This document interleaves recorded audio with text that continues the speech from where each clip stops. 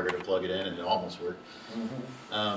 So I was basically forced to write my own software until, you know, I went to an IBM PC when I was a teenager, 15, 16 years old. So in about 2000, I wanted to learn how to program in assembler, and I had my Coco 2, still had it, and I think I was probably 24, 25 years old by that point. So I said, you know, I wanted to get more into programming. I was doing C programming in Linux. I was doing, you know, I was a Linux user from pretty early on, so I was used to having a lot of programmers' tools.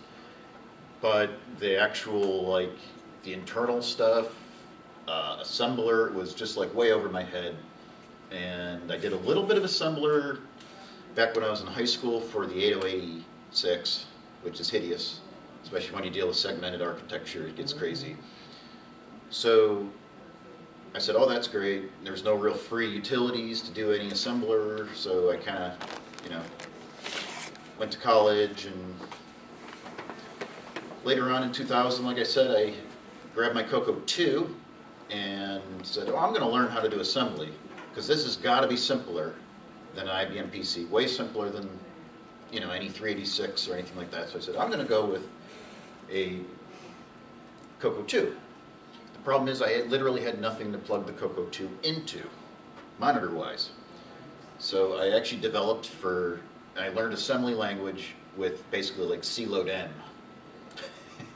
So I actually programmed headless for a long time. So I literally cross-compiled some assembler to do some serial routines, and then I just kind of bootstrapped myself into more and more stuff via the C load M. So I can type C load M really, really fast. You know, you do that about 1,000 times in a development cycle. So I have no professional programming experience, so I probably will use the wrong words. I'm classic at coming up with my own words for things anyway. It annoys a lot of people on IRC because they don't always understand what I'm talking about. So if there's something you don't understand, please raise your hand. I'm not going to try to get too technical because that would be hideous. But we will be talking about physics, vectors. He gets it. Will quarks enter this discussion at all? Oh, absolutely. Okay, I think I had to use some of those. So anyway, it's going to be a quiz too. I was a physics major at one time. Okay. So a long time ago. And there goes my screen. So I've never actually used presentation software either. So I'm a little, you know, you might see me fumble around here. So please forgive me, everybody on the internet. This is me. I always sit in darkened room with hoodies on with like ones and zeros projected on me. It's the only way to do proper hacking nowadays, apparently. I even got, you know, the Guy Fawkes mask. Yeah. That's a joke, of course. But I do spend a lot of time in the basement hacking. And I wrote a small game. It's a pretty dinky little game, but it does one kind of neat thing. It is a networked Coco game using DriveWire to provide for the network. And to also facilitate that, I use the IRC network, if anybody's familiar with the IRC. Raise your hands if you're familiar with IRC, because it's, okay, so we got a bunch of us that actually have used it or know of it and stuff. Okay, cool. So, and I'll explain the reasons why I did that, besides for it being kind of just a weird way of doing networking. I entered the Retro Challenge. It used to be called the Winter Warm-Up, but I think they changed the name because there was a lot of Aussies participating in it, and of course it's like, you know, like the middle of summer for them down there. So I don't know exactly what it's called anymore, but I participated this last January, and it's basically just anything retro computing goes. If you're making new hardware, new software, it's pretty much the, you know, it's not a real fierce competition. It's basically like you have a month to do the coolest stuff you can do, and if it works, that's great. If it doesn't, nobody cares. Nobody really wins. Nobody really loses. It's kind of low-key. It's designed to, you know, just get people into playing around with their old computers, basically. So, the only real rule for there's only really 2 rules of the challenge is you got a month, so it's all of January, and you have to actually like tweet. So I got on Twitter for the first time in my life and learned how to tweet. So You twitted. I twitted. So. Tweeter.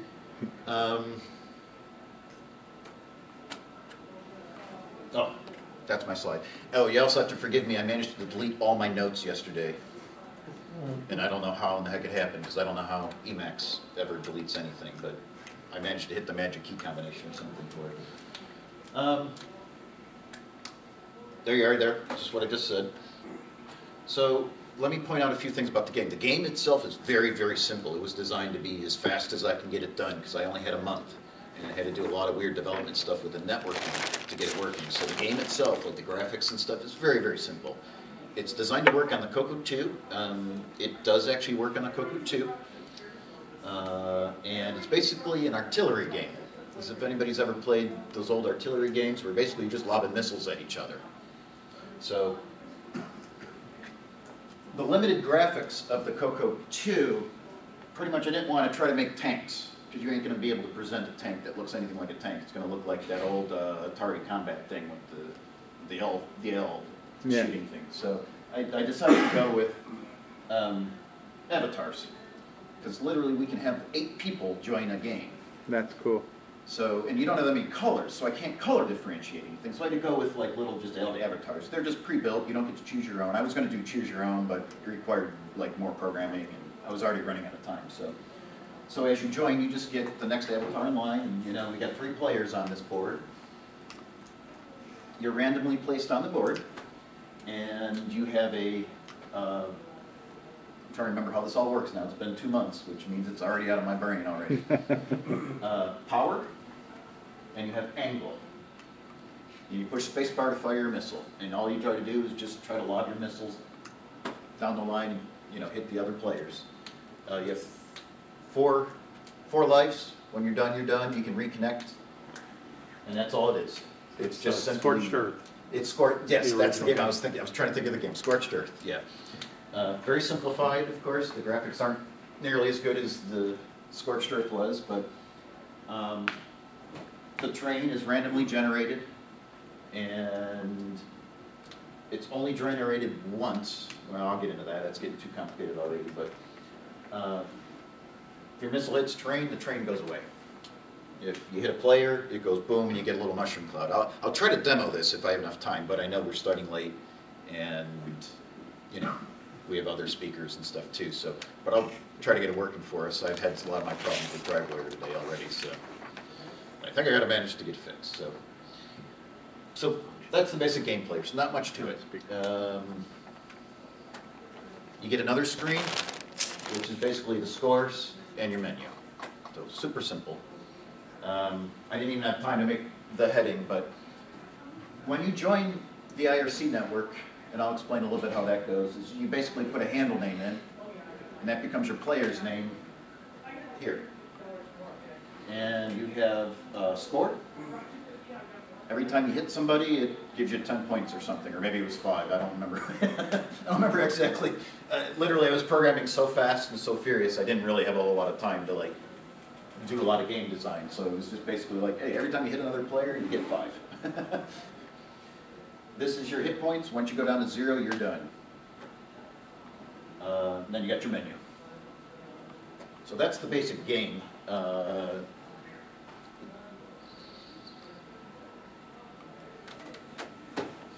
So I think anybody who programs computers knows like tools are like the most important thing. You know, you got a little bit of creativity, and then tools are like 90% of what you're actually working with. So some of the tools I use, because I only had a month, so I had to get stuff done fast. And you know, when you're dealing with assembler, you really are just pushing bytes around the computer. You know, it's like putting a bunch of hex code in some days. You know, for maybe making graphics and stuff like that is literally just building tables of hex code, which is a little hard. So tools are usually used. So tools I used for this was, first of all, of course, we have I made a Coco 3 IRC client that connects to the client, connects to the internet, connects to the IRC, whatever one you want to connect to, Dalnet, Freenode, whatever. It looks just like chat, with regular IRC2 client if you're used to that one. I think I have a picture of it here somewhere. There it is. So this is just a plain old IRC client, and you type something down there, it appears up here, you chat. It's pretty much basic, but that gave me the core code for being able to connect to the IRC and trade messages with it, so we could actually start trading data between all the game clients. So I definitely used this code, stripped off all the text editing stuff and stripped it down to just the communication protocols. So that was key for getting this project done, because that's a lot of work. Of course, I also use DriveWire's internet capabilities. It does speak TCP. It doesn't do any other protocols, but TCP is all that's needed for a lot of the internet stuff. And IRC works just fine with it. So I made a windowing program a while back. Another project that I did for about 2 months and gave up because I got tired. I did all the cool stuff, and then all the boring stuff I just went down on. But it uses the same font. So I was able to steal the font and all the font rendering stuff, put that in the game code too. So I was already able to put graphics on the screen, text on the screen. I was able to connect to the IRC. So a lot of the hard work I kind of already did before, but I, had to steal a lot of assembler code from other projects to get it done. But it's you get a month and it's like go go go go, program program program. And of course LW tools, the best cross-platform development stuff you want to work right now with the Coco is LW2s. So by far, the project was all done in assembler. So I won't bore you with a lot of load A's and store X's and all that stuff. That's not really what the talk's about. Now you probably wonder why I chose IRC, because you could literally have Cocos just connect to each other and play a game. But there's some catches to that.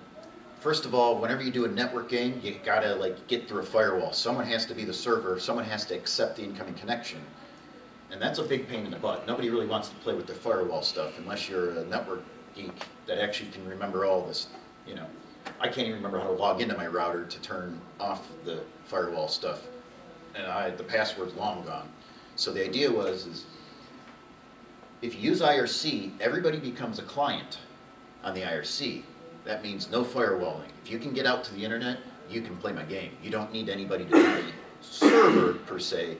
And no one needs to open any ports in their firewalls. So that was a key thing that said, okay, more people can play this easier and faster. This probably should be broadcasting. I have it labeled as multicasting. It depends how you look at it. Basically, when you have a bunch of computers talking to each other, you always run into a case where you want to transmit the same data to every one of those. And for the Coco to handle the bandwidth of actually, it's like if you had 8 players, you have to send packets out to 8 different people. That's a lot of wasted time and energy when the IRC will do that for you. You send one packet and it sends it to everybody in the chat room for you. So therefore the information didn't need to be pumped through by a Coco server.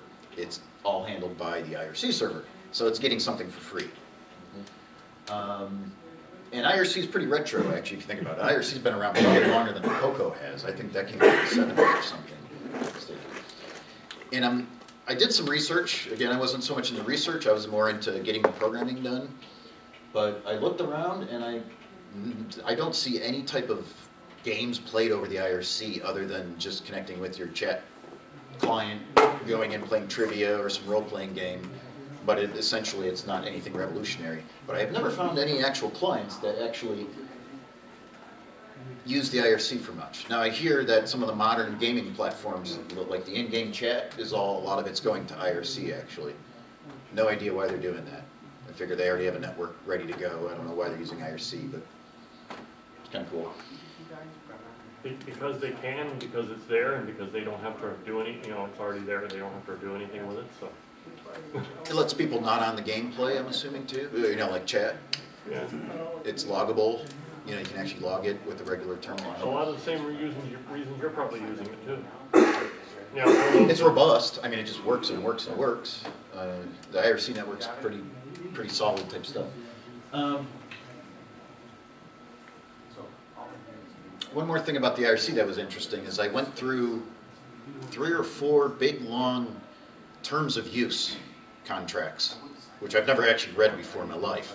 But I figure, well, if I'm going to start doing weird stuff with a public IRC server, I want to know I'm not breaking any rules, or, you know, I'm not going to get in trouble or get booted off my favorite network because I'm always on IRC chatting in chat rooms. And I don't want to get kicked off Freenode because that's, you know, that's 90% of what I do is Freenode.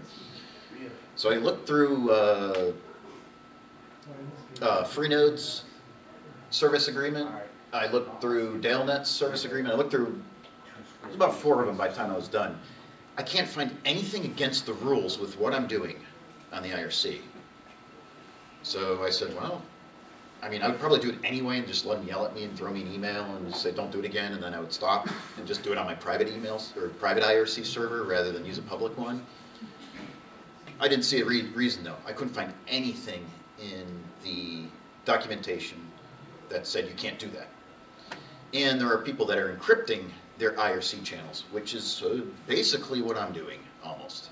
So if people are encrypting IRC and they're sending binary data over IRC, I think I'm safe here. I don't think I'm breaking any rules, so I felt pretty comfortable with it. Design challenges. There was this, it's all bandwidth. When you're dealing with drive wire runs at like, on a Coco 2 it runs at 57.6. And that's bits per second, so you got to divide it by like 10 or 11 realistically. You end up with well, what did I do the math there? You end up with about 5,200 bytes it can push through every second. And that's just not a whole lot of bandwidth, to be honest with you. So I had to do something very low bandwidth. IRC connections are notoriously laggy. They can be 1, 2, 3 seconds out of date. Someone types something at one end, people on the other across the world aren't going to get it for about 2 or 3 seconds. 1, 2, 3 seconds, you're being optimistic. I've seen sometimes 10, 15 seconds. I've seen that too. More often I see 1, 2 second lag times. So I did a lot of lag pings with the rooms to see what was going on. It seemed like it was right around 1 second usually. So IRC does limit your bandwidth. If you try to send it too much data at one time, it will actually shut you down and actually back you off. So you can't send anything for 2 seconds. If you send it again, then it backs you off another 4 seconds. So I had to be a little careful with that too. I didn't want to abuse the network. Again, I didn't want to get kicked off. And what I found out is the Coco, with its 5,200 bytes a second, wasn't the bandwidth problem. It's actually the IRC, which was interesting. Very interesting.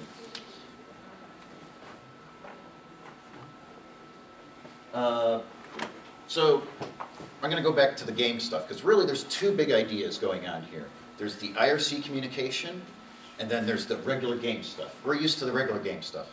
If anybody's ever done any game programming, it's just a giant loop, is what it usually ends up being. You're clearing the screen, calculating where all your characters are at, or where your bombs are flying, or whatever it happens to be. Doing all the game logic, all the game control, and then you hurry up and then you try to put it all back to the screen and flip the buffer or do something like that, and then rinse and repeat until you're done. Everything else is incidental. That's the basic game loop. And that's great.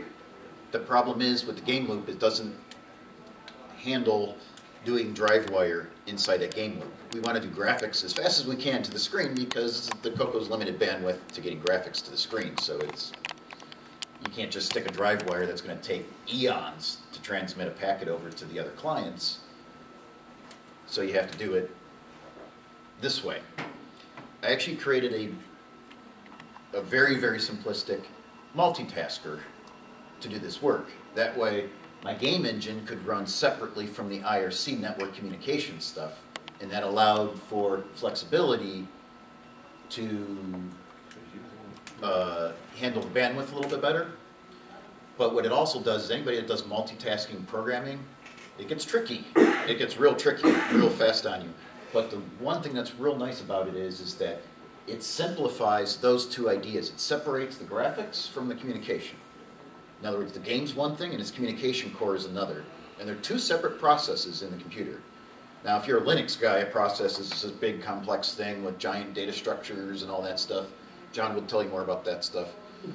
But on a 6809 chip that we're running on, you can move the stack. And really, in essence, to do multi-threading on a 6809, it's just like, well, carve out some new stack space, throw it in there. Every VSync, does everybody know what a VSync is? That's the interrupt that happens every 60 times a second? Like Vertical clockwork? sync interrupt. The interrupt Yes. which occurs every time the screen reaches the bottom of the scale line and is getting ready to go back up to the top to draw a new screen. Right.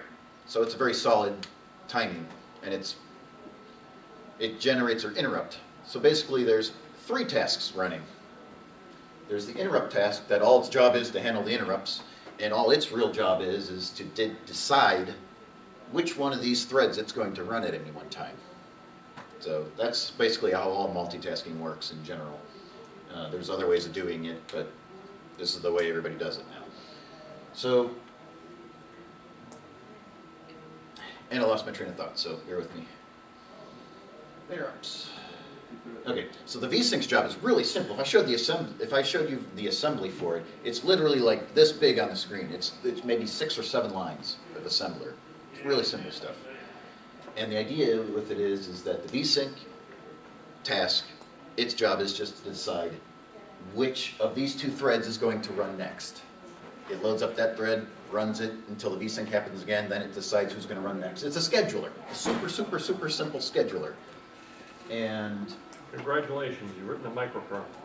And it's essentially a microkernel, yes. A really, really primitive one, even of microkernels is primitive.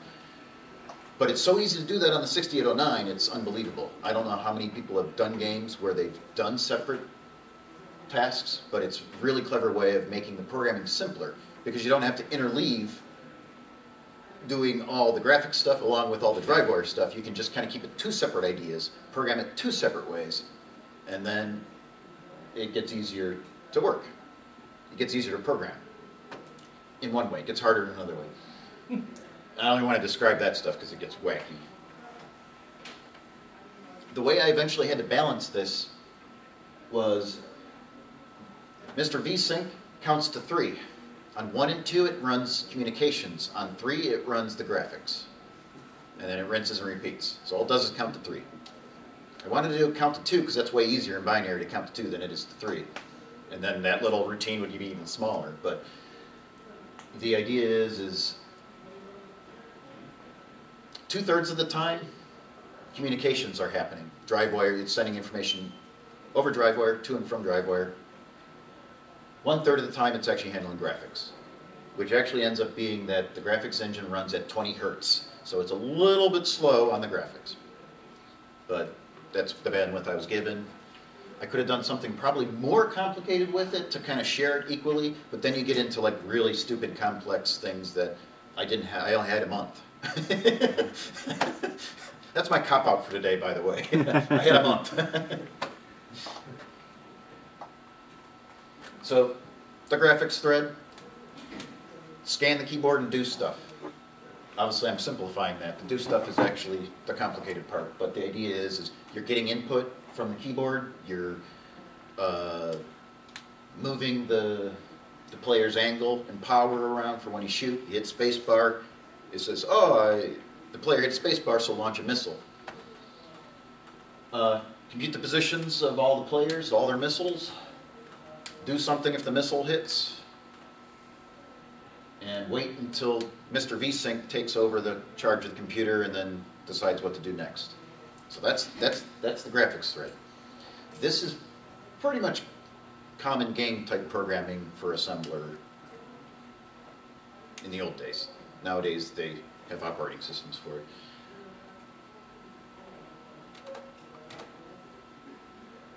Okay, somewhere I got a communication thread, I think. Okay, the communication thread. Communication, two-way.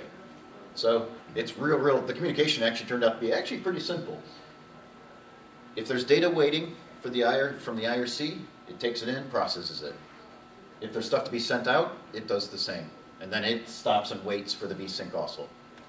So actually it continues on a loop to just get data in case more data comes in, so it can respond faster to network data. But that's communication threads. So through two very simple threads. Couldn't you get some extra time by having, once one thread completes, have it kick over to the other thread? Sure, sure. I didn't do that because you can't kick back to the graphics thread. It wants to do the graphics every so often.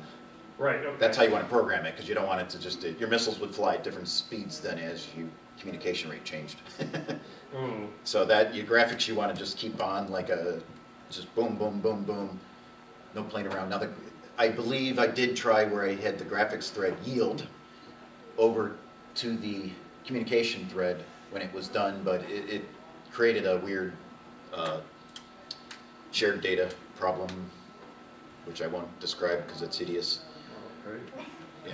Basically, if anytime you have two tasks running and they're using the same memory, you have to do something to coordinate because they'll clobber each other. They'll clobber each other's memory. So there's no perfect way of doing it either. It's just a. So let me explain what it looks like if you join a game in progress and you use a regular IRC server to do it, because this will help explain how we're communicating between all the COCOs. And this is a game between 3 people. It all happens to be myself. I had 3 computers set up. You yourself, and I, huh? Yes, it was a great game. It was a lot of me dancing around doing this. Let me guess who won. You did. What's that? I said you won, right? Nobody wins the game. Oh. It's an endless game of just nuclear war. So. The only winning move is not to play. Exactly. Of course, that's the retro joke of all of it, is the tail movie, of course. But it's going to be a little hard to see, I think. So as big as it can get.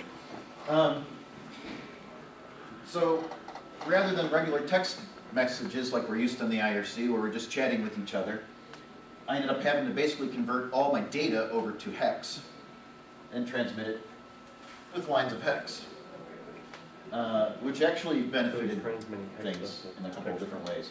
But here you see actually where I wish I had different colors. For some reason my client decided to use the exact same color for 2 of my players. I don't know why. But. And what we're doing here is we're just, you can see the different data packets going through, and each one of these messages stands for a different idea in the game. And I don't really exactly remember how I organized all that. Again, it was a real quick hack. I had a month. How long did you have again? 30 days. 31 days. January. So now we have the task, and this was where a lot of the thought had to go into it, was how do we have a bunch of COCOs, it doesn't matter what they are, I mean it could be Commodores, it could be Android phones, it could be anything really. How do we have them all communicate with each other that creates a coordinated game, something that actually works? Because there's an inherent problem whenever you have 2 different things communicating, is that they don't synchronize, especially over the internet. Nothing synchronizes over the internet. It's the whole premise of IP is it doesn't do that. Quick question. Yes. Was your game real-time or turn-based? No, real-time. Okay. Yes, thank you for pointing that out. That's a big thing. I think Scorched Earth is turn-based. Yes. And I think they had a network version later on from my readings about it. Yes. No, this was just, I wanted a game that you could have 8 COCO players just lobbing missiles at each other, just screens full of missiles and just mayhem and goofiness going on. So, so yes, it's real time. So when you fire a missile, it gets transmitted. That's a good that you bring that up, because that. Could you have more than 1 missile in the air at the same time? No, each player only gets 1 missile, which was my one. It's easier programmatically to do, because you don't have to have multiple missiles means you got to have multiple data structures, and it becomes, oh, do I link them list? Do I link them in a list, or do nah? 1 missile, 1 player. Kept it real simple. And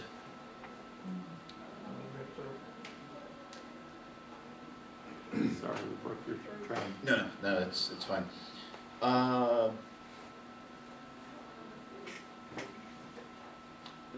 Now the situation becomes, how do you get things over the internet all communicating to where they know what's going on at the same time? And synchronization is the problem.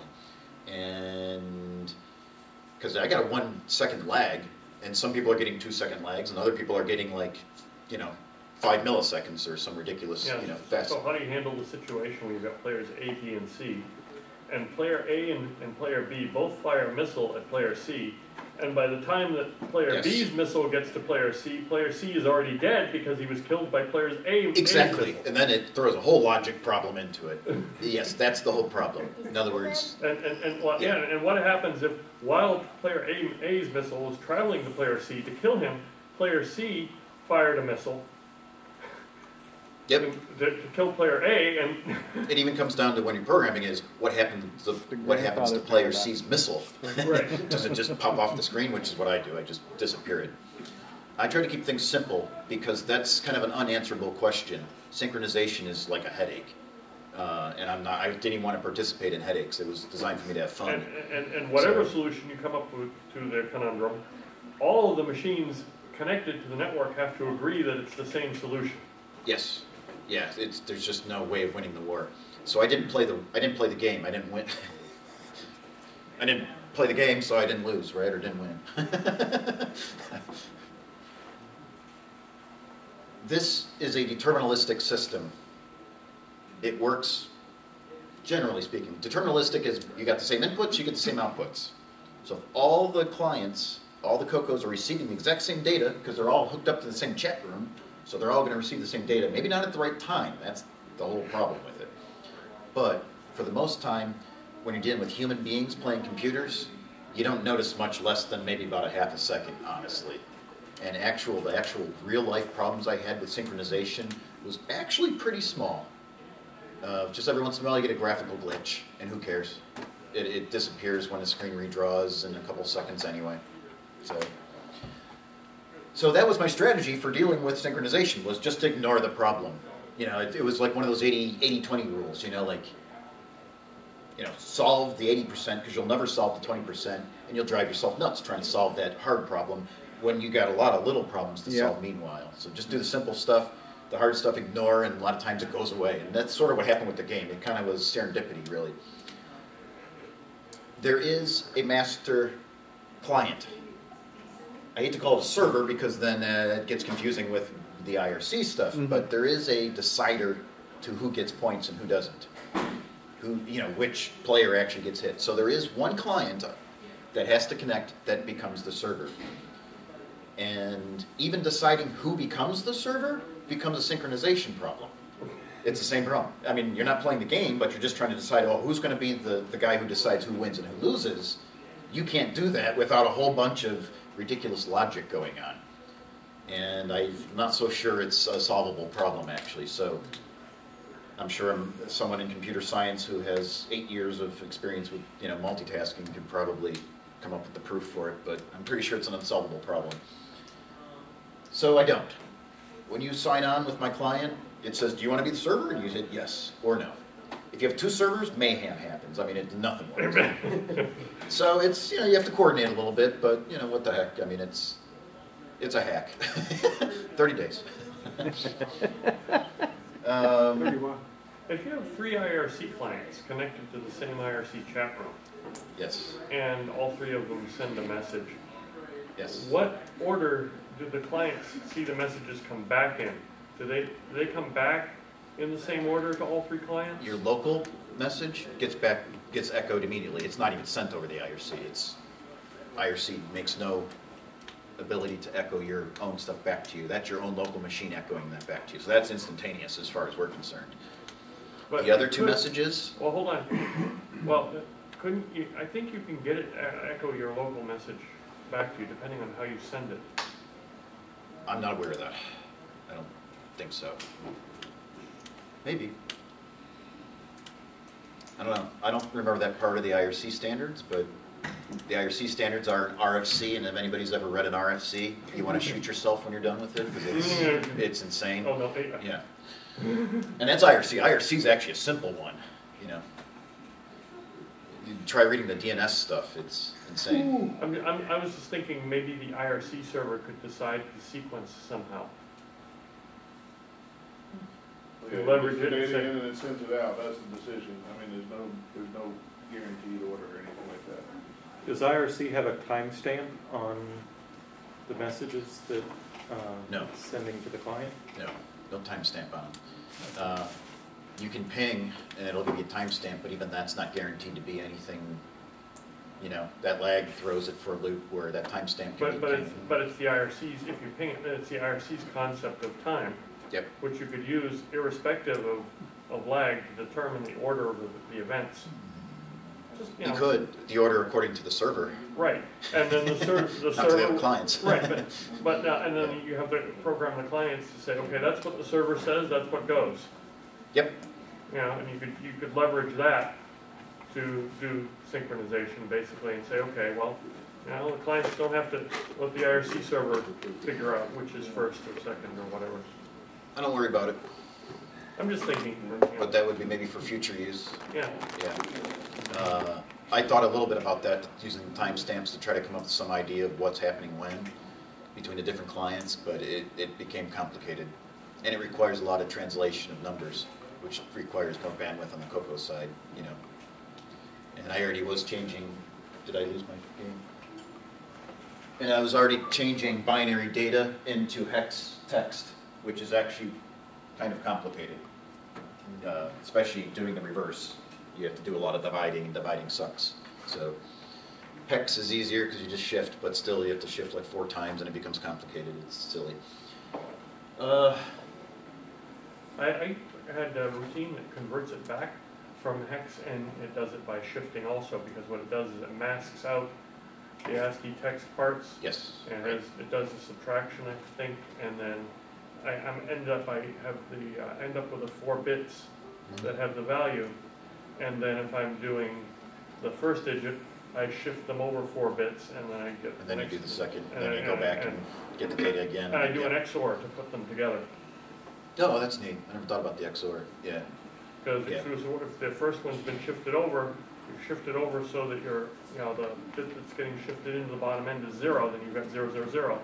Yes. Now if you XOR another 4 bits in there, it'll be whatever the other 4 bits are. Right. So, different message types. That's basically how I ended up solving the problem. Well, now let me go back a step. We have a deterministic game. In other words, we don't worry about other people's timing. We're just going to keep time the best we can. And the only thing that really matters in a game of global thermonuclear war is like who wins, which nobody does. So what's the point of it anyway, right? But the idea is almost everything about the game is deterministic. If you pump data into an algorithm, it usually comes out the same. It better. Otherwise, you get some physical laws that are having problems. And you can use this to our advantage. There's actually a lot of modern games that use the deterministic approach, where you just say, like, we don't care what the other clients are doing or what they think the time is or what's going on. We're just going to calculate by numbers, and that's very true when you're dealing with ballistic missiles. The math behind it is very simple. It's just high school level physics. You know, it's vectors and adding gravity. It's real simple to do. You don't even have to integrate or differentiate, so it's super easy mathematically. It's a lot of adding and subtracting, so that's really easy for Cocos to do. If it was a lot of multiplying and dividing, I'd say, maybe not.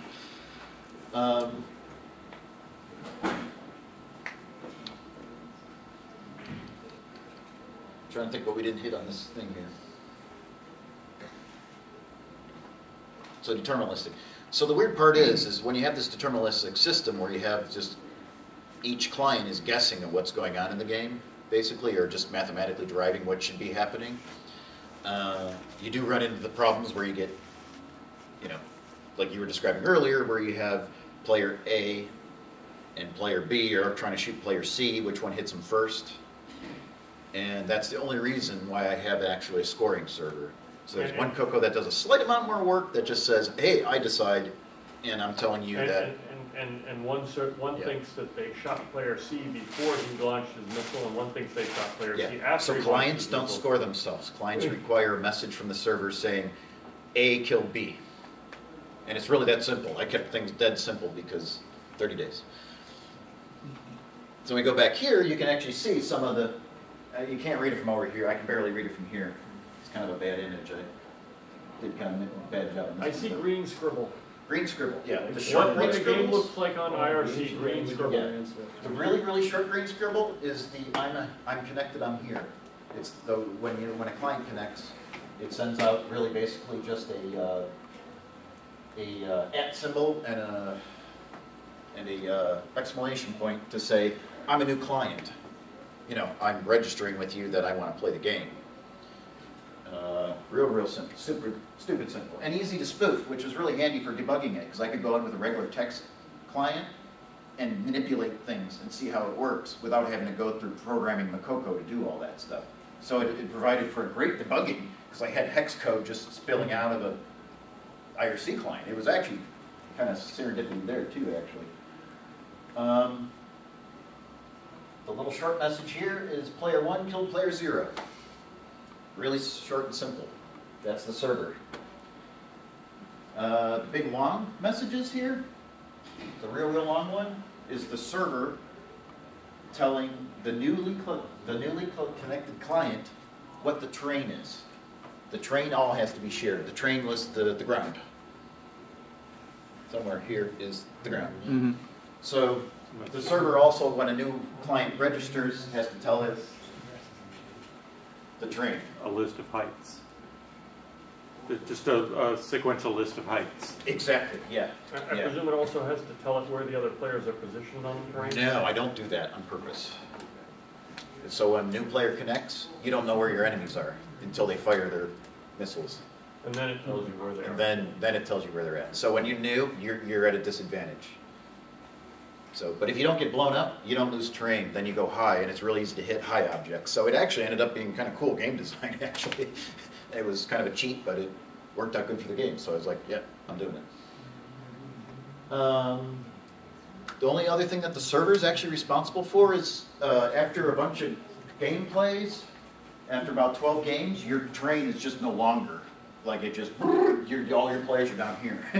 There's no fun. I mean, all you're just doing is just shooting each other direct on. So what I did is I added every 15 seconds or so, the server will calculate the, I don't remember the exact formula. It's not really super important. It has some formula where it just goes through averages, all the heights. If it's too low, it'll just send a message out to their clients to lift the whole screen up, add some more terrain.